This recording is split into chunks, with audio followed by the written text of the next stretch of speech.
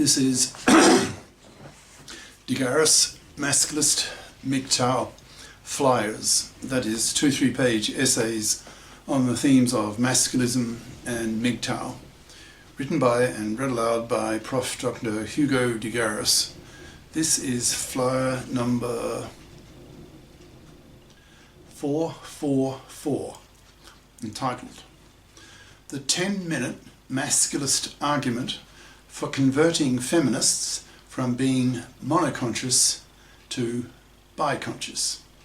Description: this flyer presents a 10-minute, short interview length masculist argument that mascs can use to convert monoconscious feminists into biconscious feminists in the form of a math-like presentation with premises and conclusions whose logical force is difficult to refute. This flyer claims that all educated people should be aware of this argument, since it shows that gender oppression is not a one-way street, that in fact women oppress men far worse, with their decades-lasting man-slaving parasitism of men, a hugely greater gender crime.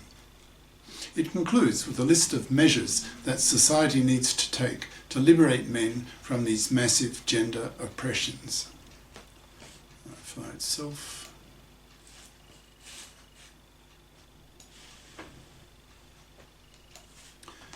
The 10-minute masculist argument for converting feminists from being monoconscious to biconscious, by Prof. Dr. Hugo de Garis. Email profhugodegaris@yahoo.com. Website profhugodegaris.wordpress.com.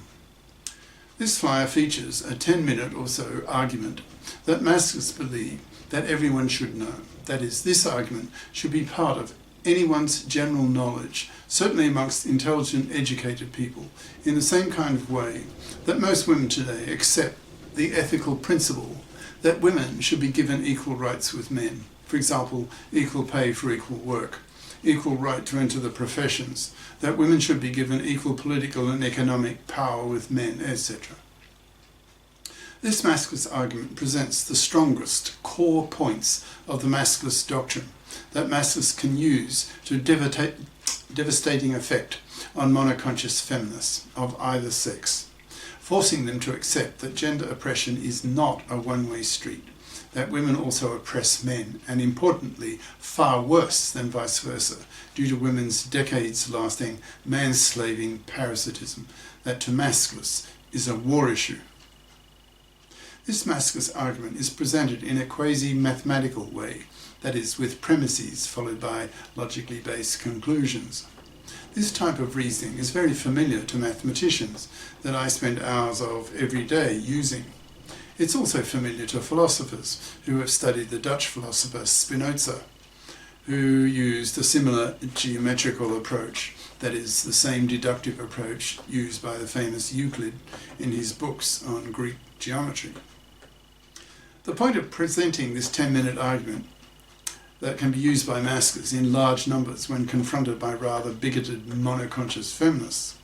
The 10-minute in the label is deliberate, since it's only time enough for a short interview that often the early masses will get on a feminist-dominated media.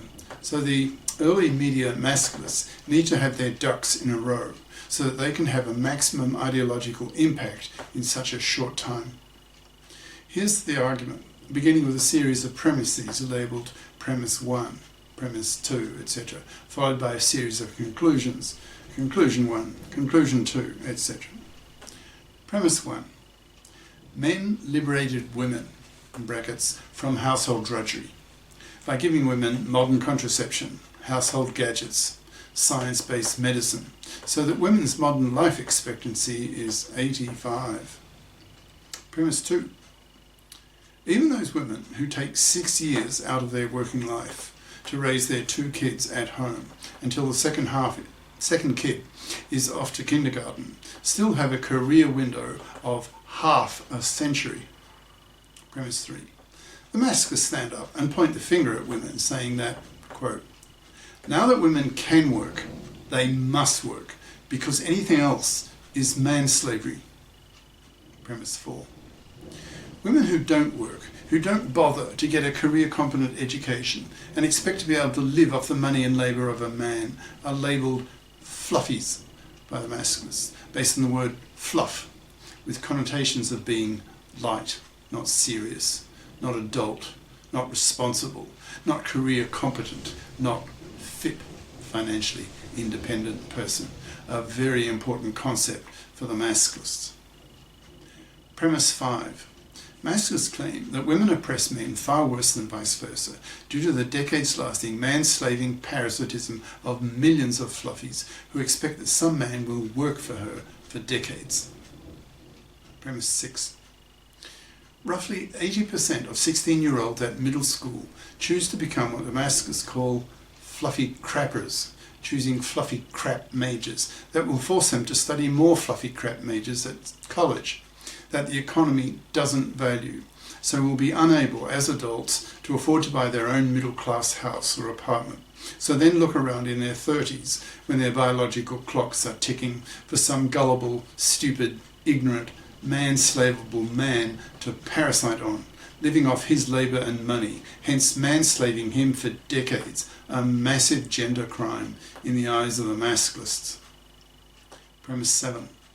To masculists, fluffydom is manslavery, and manslavery is slavery, which is something to be hated by the masculists. Premise 8. The fluffy feminists, that is, feminists who have fluffy expectations of men, have taken over the divorce courts and made divorce toxic for men. Premise 9. Thanks to the toxicity of the divorce courts, one father in 4 has his kids ripped away from him, making marriage and paternity toxic for him. Premise 10. Nearly all feminists are today monoconscious, that is, they have only had their feminist consciousness raised, so tend to be angry at men for the ways that men oppress women, but are not biconscious, that is, have not had both their feminist and their masculist consciousnesses raised. So see gender oppression as a one-way street. That is, it is men who oppress women, and it is women who are the oppressed. This is the end of part 1.